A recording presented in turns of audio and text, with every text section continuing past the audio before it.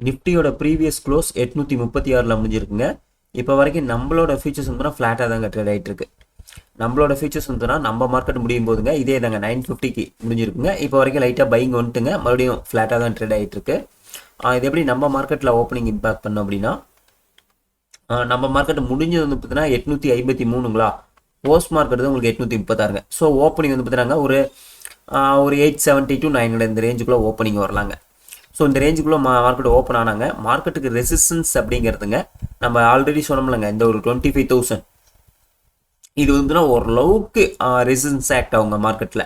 So இதை விட ஸ்ட்ராங்கான கீ ரெசிஸ்டன்ஸ் அப்படின்னு வந்து பார்த்தீங்கன்னா இந்த லெவல் இருக்குல்லங்க, இந்த ஒரு 150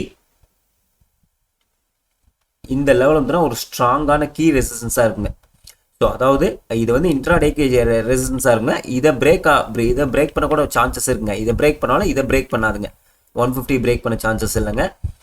நிஃப்டியை பொறுத்த வரைக்கும் என்னோட விதாங்க. சப்போர்ட்டுங்கிறதுங்க இனி வந்து பார்த்தீங்கன்னா இந்த 800 இருக்கு பாருங்க, இந்த லெவல் இதே பார்த்தீங்கன்னா மார்க்கெட்டுக்கு நல்ல ஒரு சப்போர்ட் ஆக்ட் ஆகுங்க. இந்த லெவல் இருக்குல்லங்க, இந்த லெவல் நிஃப்டியை பொறுத்த வரைக்கும் இனிமேல் நல்ல ஒரு சப்போர்ட் ஆக்ட் ஆகுங்க.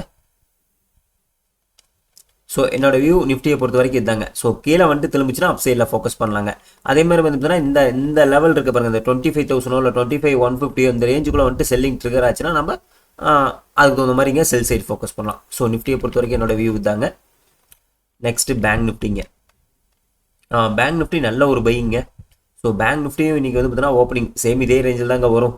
ஒரு 400 ஆர் 400 இந்த ரேஞ்சில் தாங்க ஓப்பனிங் வரும். ஸோ ஓப்பனிங் வந்தாங்க. பேங்க் நிஃப்டிக்கு ரெசிஸ்டன்ஸ் அப்படின்னு வந்து பார்த்தீங்கன்னா இந்த ஹை தாங்க, இந்த ஹை தான், இந்த டாப் தான் வந்து பேங்க் நிஃப்டிக்கு 850 இருக்குது பாருங்கள். இதுதான் ஓரளவுக்கு ரெசிஸ்டன்ஸ் ஆக்ட் ஆகுங்க.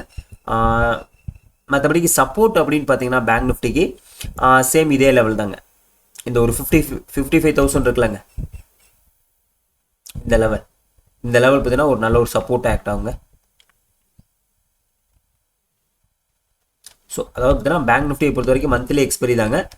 என்னை பொறுத்த வரைக்கும் கீழே வந்துட்டு திரும்பிச்சுன்னா அப் சைடில் ஃபோக்கஸ் பண்ணுங்கள், மேலே வந்து செல்லிங் ட்ரிகர் டவுன் சைடில் ஃபோக்கஸ் பண்ணுங்கள். ஆனால் எனக்கு நம்மங்க பேங்க் நிஃப்டியை பொறுத்த வரைக்கும் இந்த ஹை கூட உடைக்க வாய்ப்புகள் இருக்கிற மாதிரி தெரியுதுங்க. இந்த ஹையை உடச்சிச்சுனாங்க திரும்ப உங்களுக்கு வந்து பார்த்தீங்கன்னா ஆல் டைம் ஹை இருக்குது பாருங்க, இதுதான் ரெசிஸ்டன்ஸாக இருக்குங்க. ஒன்ஸ் இந்த ஹையை பிரேக் ஆச்சு அப்படின்னா உங்களுக்கு இந்த லெவல் இருக்குது பாருங்க, 57,650ங்களா. ஸோ இதுதான் ஒரு நல்ல ஒரு ரெசிஸ்டன்ஸாக இருக்குங்க, 57,660ங்க. இந்த லெவல் தான் ஓரளவுக்கு ரெசிஸ்டன்ஸாக இருக்குங்க. ஸோ பேங்க் நிஃப்டியை பொறுத்த வரைக்கும் புல்லிஸில் தாங்க இருக்குது. கீழே வந்துட்டு திரும்பிச்சுன்னா அப் சைடில் மட்டுமே ஃபோக்கஸ் பண்ணுங்கள். அதே மாதிரி பார்த்தீங்கன்னா மேலே இந்த ரேஞ்சில் வந்துட்டு நல்ல ஒரு செல்லிங் ட்ரிகர் ஆச்சுன்னா டவுன் சைடில் ஃபோக்கஸ் பண்ணிக்கலாம். நான் பார்த்துட்டு வேணா அப்டேட் பண்ணுறேங்க. ஆனால் முடிஞ்ச வரைக்கும் பேங்க் நிஃப்டியில் ஸோ அப் சைடு மட்டுமே ஃபோக்கஸ் பண்ணுங்கள். ஸோ நெக்ஸ்ட் மிட் கேஃப் அப்படின்னு பார்த்துலாங்க. மிட் கேஃப் வந்து பார்த்தீங்கன்னா நிஃப்டி அளவுக்கோ பேங்க் நிஃப்டி அளவுக்கு பர்ஃபார்மன்ஸ் பண்ணலங்க. ஸோ மிட் கேஃபை பொறுத்த வரைக்கும் உங்களுக்கு ரெசிஸ்டன்ஸுங்கிறது இந்த லெவலுங்க,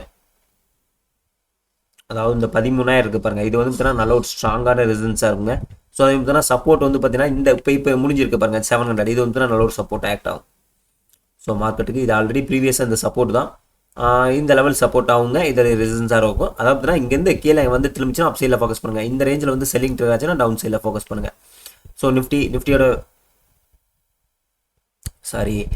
மிட் கேஃபோட என்னோட வியூ தாங்க. ஸோ என்னை பொறுத்த வரைக்கும் கீழே வந்துட்டு திரும்பிச்சுன்னா அப் சைடில் ஃபோக்கஸ் பண்ணுங்கள். மேலே இந்த ரேஞ்ச் இந்த 13,000 வந்துட்டு செல்லிங் ட்ரிகர் ஆச்சுன்னா டவுன் சைடில் ஃபோக்கஸ் பண்ணுங்கள். என்னோட வியூ தாங்க. ஸோ நெக்ஸ்ட் ஓஏ எப்படி இருக்குன்னு பார்த்துடலாம். ஓஏயை பொறுத்த வரைக்கும் நிஃப்டியில் பார்த்தீங்களா 25,000 ஸ்ட்ராங்காக கால் ரைட்டர்ஸ் இருக்கானுங்க.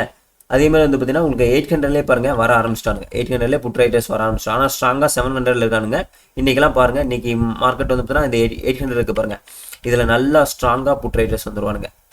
ஸோ இந்த எக்ஸ்பீரி வந்து பார்த்துறாங்க இந்த 24,800 டூங்க 25,000 இந்த ரேஞ்சுக்குள்ளே தாங்க முடிய வாய்ப்புகள் இருக்குது. மேபி இந்த எக்ஸ்பெரிக்குள்ளே இந்த 25,000 ஒரு டச் பண்ணுங்க. மார்க்கெட் வந்து பார்த்தீங்கன்னா வந்து டச் பண்ண வாய்ப்புகள் இருக்குது. இங்கே வந்தால் வேணால் லைட்டாக செல்லிங் ட்ரிகர் ஆகலாங்க. அப்படி செல்லிங் ட்ரிகர் ஆச்சுன்னா திரும்ப 800 வந்து சப்போர்ட் எடுத்து மார்க்கெட் மேலே வர பார்க்கும்.